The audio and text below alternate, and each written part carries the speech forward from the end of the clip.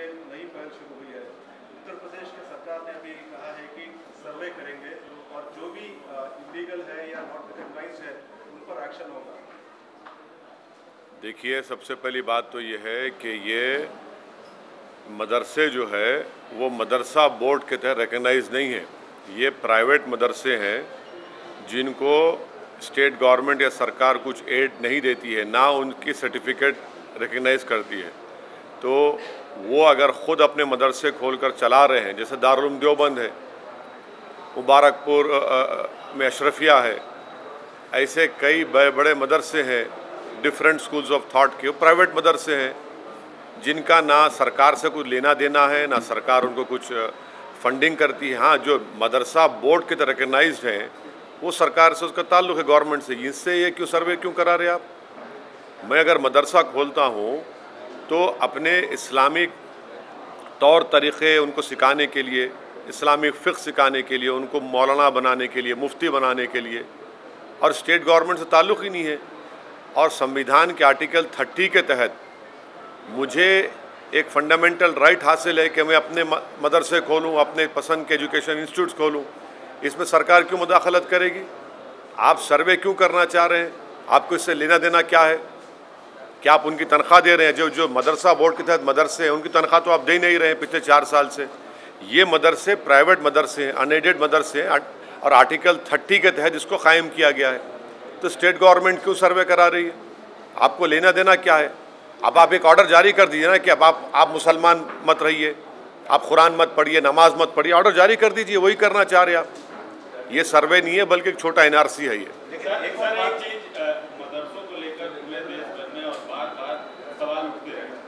वैसे में अगर कोई सरकार चीजों को रेगुलराइज कर रही है, क्यों रेगुलाइज करेंगे? क्या रेगुलाइज कर नहीं क्यों क्या रेगुलाइज करेंगे आप? जो मदरसा बोर्ड के तहत उत्तर प्रदेश में वो आपका रिकॉर्ड है। ये मदरसे से, ये जो प्राइवेट मदरसे हैं जो मदरसा बोर्ड से रिकॉग्नाइज नहीं है, जो आर्टिकल 30 के तहत उनको राइट है, आप क्यों करेंगे सर्वे उनका? आपको क्या राइट है करने का? क्यों करेंगे आप? नहीं आप क्यों जानकारी करेंगे आप? क्या आपके सामने नहीं, आपके सामने मदरसे चल रहे हैं, आप क्यों शक करते हो मदरसों को? आपके दिमाग में बात बैठी हुई है शक करना। आपके कल एक ऑर्डर, आप सर्वे करके बोलेंगे नहीं यहाँ पर नमाज नहीं पढ़ो मदरसे में, आप कहेंगे नहीं कुरान मत पढ़ो। अरे भाई, ऑर्डर जारी कर दो ना, बोल दो, तुम सब बोल दो कि हम मुसलमान नहीं है। ये करना चाह रहे मकसद आप हैरास करना चाह रहे मुसलमानों को।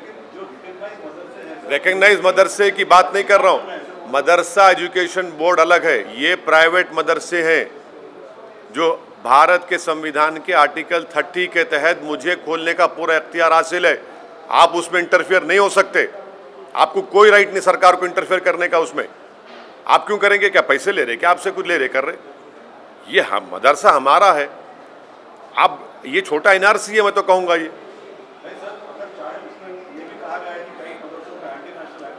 कौन एंटी नेशनल है? कहाँ एंटी नेशनल है? बताओ कहाँ एंटी नेशनल है? इतनी बेशर्मी से कह रहे हैं कि हम आज़ादी के 75 साल का अमृत उत्सव मना रहे हैं।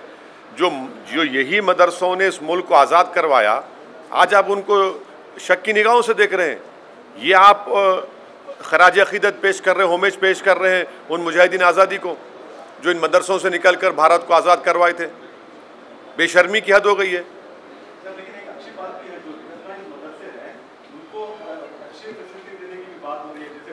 सुनिए, आपको झूठ बोला जा रहा है। सच्चाई ये है कि जो मदरसा एजुकेशन बोर्ड के तहत मदरसे हैं जिसमें पंडित लोग वहाँ पर मैथ्स और साइंस पढ़ाते, कभी जाकर गाज़ियाबाद में इंटरव्यू लीजिए, 2-2 साल से तनख्वाह नहीं मिली उन लोगों को। 2-2 साल तनख्वाह नहीं मिल रही उन लोगों को। तनख्वाह नहीं दे रहे आप। वो तनख्वाह क्यों नहीं दे रहे आप ये प्राइवेट मदरसों पे आप आ गए जो मदरसा बोर्ड से ताल्लुक़ ही नहीं है। अरे जो मदरसा बोर्ड में है उनको तनख्वाह तो दो तुम। ना सेंट्रल मोदी गवर्नमेंट दे रही है, ना योगी गवर्नमेंट तनख्वाह दे रही है उनको, वहाँ जो टीचर्स पढ़ा रहे हैं। ये प्राइवेट मदरसे हैं, आप क्यों सर्वे करेंगे? आपका मकसद एक ही है कि हरास करना, मुसलमानों को, इस्लाम को बदनाम करना, जो आप नफ़रत करते हैं। कल आप ऑर्डर पास कर दो ना भाई, कुरान नहीं मत पढ़ो, नमाज मत पढ़ो, यही करना चाह रहे आप। आपका मकसद यही है। सर, आपने एक ट्वीट किया है चाइना आखिर क्यों मोदी सरकार रशिया में चाइना की आर्मी के साथ हम मिलिट्री एक्सरसाइज क्यों कर रहे हैं भाई? एक क्या क्या क्या तमाशा हो रहा है ये?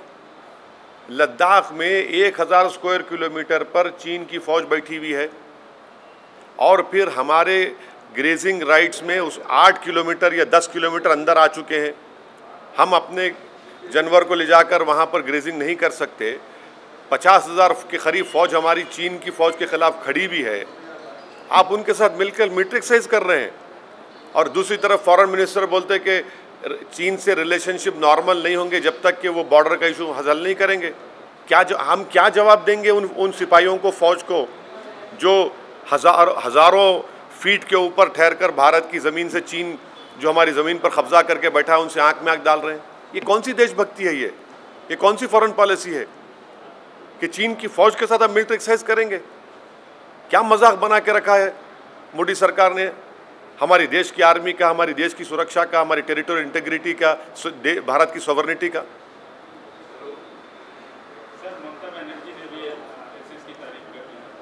हाँ, 2003 में उन्होंने उनको पेट्रियट कहा था और आरएसएस ने उनको दुर्गा कहा था।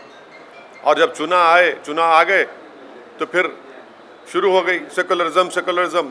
अब कह रही हैं कि आरएसएस में अच्छे लोग हैं। हम ममता बनर्जी को बोलना चाह रहे हैं कि कब तक आप भारत के और बंगाल के मुसलमानों की आंखों में धूल झोंकेंगी आप? आरएसएस का जो मेंबर होता है, जो सुबह में ओथ लेता है, वो ममता बनर्जी पढ़ के सुनाए।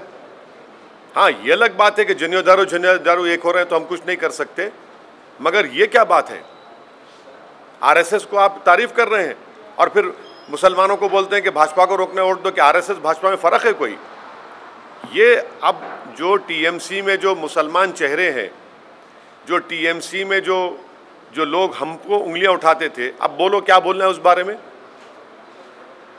क्या विकल्प देंगे आप मोदी के बारे में? इसके पीछे क्या मतलब रहेगा सर? क्यों आप सोचते हैं कि ममता ने ऐसा बोला होगा आरएसएस के ऊपर? अब उनको पूछिए। आपने हमसे सवाल किया, उनके बयान पर हम बोल रहे हैं, वो खुद बताएंगी। पहले भी 2003 या 4 में भी उन्होंने आरएसएस को तारीफ की थी, आरएसएस की, वो भी रिकॉर्ड है। और आरएसएस ने उनको कहा था कि दुर्गा है ये। तो अचानक ये मोहब्बत पैदा हो गई। तो इसका मतलब है शुरू से मोहब्बत थी। नहीं, शुरू से मोहब्बत थी, मगर हम लोग, हमारे आंखों में पर्दा पड़ा हुआ है ना सेकुलरिज्म का। हमारे आंखों पर सेकुलरिज्म का पर्दा पड़ा हुआ है। तो अब ये पर्दे हट रहे हैं, लोग देख रहे हैं अब।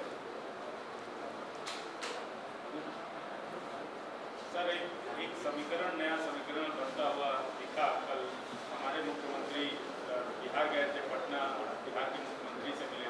स्कूल राजनीति विज्ञान के आप भी विद्यार्थी हैं और एक सांसद भी हैं, इसको कैसे देखें? नहीं, इस बारे में तो जो दो मुख्यमंत्री बैठे थे वही बताएंगे। मैं ना मुख्यमंत्री हूँ ना संतरी हूँ। मैं एक पॉलिटिकल पार्टी का सिपाही हूँ और बैठ के सब देख रहा हूँ। कई मसलों पे आप हाँ, नहीं बोल रहा हूँ ना। नहीं, देखिए, ये दोनों मुख्यमंत्री बता पाएंगे, हम क्यों बता पाएंगे उस बारे में? नहीं, सुनिए, हम तो बी टीम, सी टीम, हम मिले हुए हैं, हम भड़काऊ भाषण देते हैं, तो हमसे क्यों पूछ रहे आप? जो लोग जो बैठे हैं वो बताएंगे। बड़े बड़े लोग हैं, जिम्मेदार लोग हैं भाई, वो बहुत बड़े जिम्मेदार लोग हैं वो। नीतीश कुमार उठ गए, इसके ऊपर आप कैसे देखते हैं? हाँ, मुख्यमंत्री बात कर रहे थे, अपनी बात रख रहे थे, लेकिन नीतीश कुमार जैसे ही क्वेश्चन आया कि अगले प्रधानमंत्री अपोजिशन की तरफ से क्यों हो गए, एकदम से उठ गए। अब वो नीतीश कुमार साहब बता पाएंगे। एक प्रदेश का मुख्यमंत्री बैठा हुआ है जो वहाँ पर मेहमान है, आप खड़े हो गए तो मेरे को नहीं मालूम, मैं कैसा बोलूँ भाई इन बातों पर? नहीं, देखिए, हम तो आपके सामने बैठे ना, उठे तो नहीं हम। हम कैसा बताएंगे? हम क्या बोल पाएंगे? वो दोनों मुख्यमंत्री बता पाएंगे। आप हमारे केसीआर साहब से पूछिए, जब आएंगे उनसे मिल के पूछिए, आप, वो बताएंगे आपको। मैं कैसे कमेंट करूँ? नहीं, मेरे को मैं क्या बोलूँगा उसमें? नहीं, मेरे को नहीं मालूम। नहीं मालूम क्या वो क्या चाहते हैं, उनको ही पता, उनको ही मालूम होगा वो क्या चाहते हैं क्या नहीं चाहते, मुझे नहीं मालूम।